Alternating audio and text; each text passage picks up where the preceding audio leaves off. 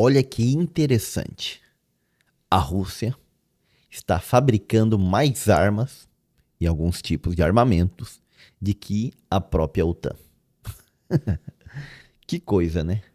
Temos aqui, ó, que a Rússia produz mais projéteis, mais mísseis e mais drones do que a OTAN.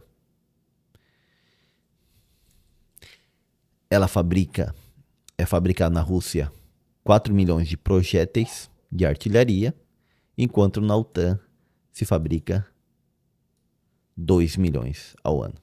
Problema, né? E além disso, a Rússia tem uma ajudinha de quem? Da Coreia do Norte, que envia à Rússia 52% dos seus explosivos, e a China, que oferece, que lhe envia os componentes chaves da produção de drones e outros subministros que é necessário para a economia militar, para o desenvolvimento militar russo. Mas vamos ver os gastos. O gasto europeu hoje é de 370 bilhões de dólares, enquanto o de Moscou, o russo, é de 150 bilhões. E olha que um gasto aqui, menos que a metade, produz em algumas coisas muito mais, né? Será que isso vale a pena? A gente já vai ver no que eles estão fabricando. É claro que o maior gasto do mundo, estamos falando aqui dos Estados Unidos, que em 2024 foi de 997 bilhões de dólares e vai aumentar a partir desse ano. O Trump aprovou aquele Lindo Beautiful, aquele projeto lá dele mais lindo do mundo, segundo ele e tudo mais, no qual teve um monte de recorte de gastos, porém, a nível militar, não. A nível militar, assim, explodiu. O que ele mais vai gastar dinheiro é na segurança nacional, onde ele deu muito dinheiro para o ICE, para controle de imigrantes e fronteiras, e para o exército. O exército, quando a gente olha ali, a gente só vê assim, ó, pá, mais gasto aqui para a Marinha, Forças Armadas, Força Aérea e assim por diante. Tá? Então, os Estados Unidos continua sendo o país que mais gasta no mundo. Aqui, a União Europeia, como união de 27 países, seria o segundo, se a gente pensar nela como país. A China, o terceiro. E aí só que aparece a Rússia em quarto. Depois vem a Índia, Reino Unido, Arábia Saudita, Ucrânia, que está em guerra, gasta praticamente metade do que gasta a Rússia. O Japão e a Coreia do Sul. Vamos ver. 1, 2, 3, 4, 5, 6, 7, 8, 9, 10. Nossa. A gente não sei qual a posição do Brasil, mas a gente gasta menos do que a Coreia do Sul em defesa. Caraca, tá feia a situação, hein? Então, isso a gente vê que em superioridade de gasto, a OTAN tem. E como resulta isso? Resulta que a OTAN ela vai ter uma artilharia muito mais moderna que a russa. Metade dessa artilharia é francesa? Sim, mas é muito mais moderna que a russa. Uma das coisas que faz a OTAN gastar tanto dinheiro é que ela tem mais aviões de combate que os russos. De 230 a 220 é a produção de combate deles, de aviões de combate por ano, enquanto que os russos é apenas de 50. Agora eu achei essa informação de 230 a 320, a diferença de 90 aviões, assim, bastante grande, né? Bem grande, mas é a informação que dá aqui, ó. Tudo isso eu tirei da matéria desse artigo aqui, El Gran Continente, que fala sobre a produção de armas da Rússia e da OTAN. Depois, quem quiser, vai estar o link para baixar todo aqui meu resumo e ter acesso ao artigo. É só clicar, que daí abre diretamente. Mas aí, a gente pode chegar aqui, ó, e ver, ó. O vermelhinho são os russos e os azuis são a OTAN. Então, estimativa de produção anual é que em defesa antiaérea a Rússia produz muito mais. Então, olha que coisa interessante. Enquanto a União Europeia produz, ou melhor dizendo, a OTAN produz muito mais aviões de combate, é claro que a maioria aqui são americanos, ela produz muito mais aviões de combate. Enquanto isso, os russos produzem muito mais defesa antiaérea para derrubar esses aviões de combate. Louco, né? Os russos também produzem mais mísseis do que a OTAN. Aí, jatos de combate, aviões de combate, obviamente eles produzem muito menos do que a OTAN. Em tanques de assalto, tem mais tanques russos do que da OTAN. E artilharia, tem mais artilharia da OTAN do que russa. Agora, esses tanques aqui, hoje em dia, já está sendo questionada a grande utilidade de tanques, já que os drones, que custam muito mais baratos, são capazes de ter uma destruição sobre esses tanques aqui enorme.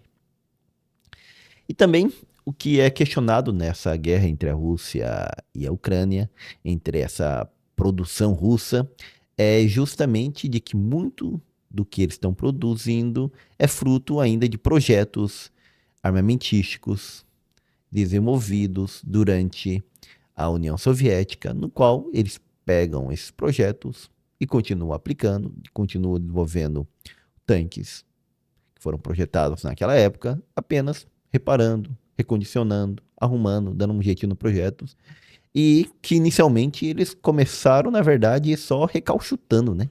Dando uma arrumadinha no que eles já tinham e mandando por frente. Agora depois, eles dão, acho que a gente precisa melhorar apenas essa parte nesse projeto, o resto continua igual, e aí vão lá e fabricam um novo tanque. Com tudo isso, a economia russa hoje ela é voltada para a guerra, é uma economia, podemos dizer, de guerra. E o mais incrível, e talvez o que quase ninguém esperava, é que ao longo desses anos na guerra, a partir dos impactos iniciais que ela teve, ela sofreu uma queda, alguma queda bem grande, bem brusca, principalmente com as sanções dos Estados Unidos e da União Europeia. Porém, ela, depois disso, apresentou crescimento, porém, 40% desse crescimento vem justamente dessa economia de guerra, que agora, com o acordo que houve entre a União Europeia e os Estados Unidos, vai cortar ainda mais, porque aqui ela já teve um corte, ela já perdeu 24% de venda de hidrocarbonetos esse ano, ou seja, ela diminuiu a venda de petróleo, de gás e essas coisas mais, que os Estados Unidos agora entrou em acordo de que a Europa praticamente vai ter que comprar isso exclusivamente dos Estados Unidos. Isso pode afetar bem mais a economia russa, que, querendo ou não, ela tem conseguido sobreviver, mas obviamente com muito apoio da China e a revenda para a Índia, que revende para outros países, ou a revenda ilegal de petróleo e gás. Em contrapartida, a União Europeia ela tem sido pressionada pelos Estados Unidos para que os países que fazem parte da OTAN gastem mais, chegando a um gasto de 5% do seu PIB até 2035, até 3035 eu não daria, né? Até 2035, onde eles estariam gastando por ano em torno de 510 bilhões, aqui está euros não, 510 bilhões de dólares por ano. E aí, além disso, existe um plano desenvolvido esse ano, 510 bilhões de dólares por ano. Existe um plano da União Europeia para aumentar ainda mais os seus gastos militares para reativar a sua indústria bélica, que é um plano de 800 bilhões de dólares, anunciado pela presidente da União Europeia, a Ursula von der Leyen, que ela quer, nos próximos 4, 5 anos, que seja implementado esse gasto para realmente reativar as defesas da Europa diante da ameaça russa. Só que o detalhe é, com esse último acordo entre o Trump e ela mesma, ele quer que não reative tanto assim a indústria europeia e sim compre. Eles firmaram um acordo de compra de 750 bilhões de dólares em munições dos Estados Unidos. Então, meio que a indústria armamentística europeia está ficando cada vez mais dependente de quem? dependente dos Estados Unidos. É praticamente isso o que vai acontecer. Então nós vemos aqui que os russos, nas questões das armas, eles fabricam alguns tipos armamentísticos de armas e outras coisas mais do que a OTAN. Porém, muitas delas não são modernas, muitas delas ainda são arremendos, vamos dizer assim, arremendos do que era a produção soviética, e tem um problema econômico que está piorando cada vez a situação. E com esse plano da União Europeia de se rearmar, como é o projeto, se chama Rearm Europe, vamos ver a Europa realmente agora gastando mais e também produzindo muito mais, só que em armas modernas, até porque também vai estar comprando muito mais dos Estados Unidos. Isso tudo porque a Europa realmente tem medo de que, pelo menos no seu leste europeu, eles sejam também invadidos pelos russos ali na Letônia, Lituânia, Estônia, quem sabe Polônia e alguns outros países, Romênia, tudo. O medo da invasão russa naquelas localidades. A grande questão que fica no final para mim aqui, a questão é, com esse rearme do mundo, né, uma preparação também para uma guerra? Porque se lembrarmos da corrida armamentística do final do século XIX e início do século XX, acabou que teve umas guerras anteriores, mas em 1914 começa uma guerra mundial, depois de estar todo mundo rearmado.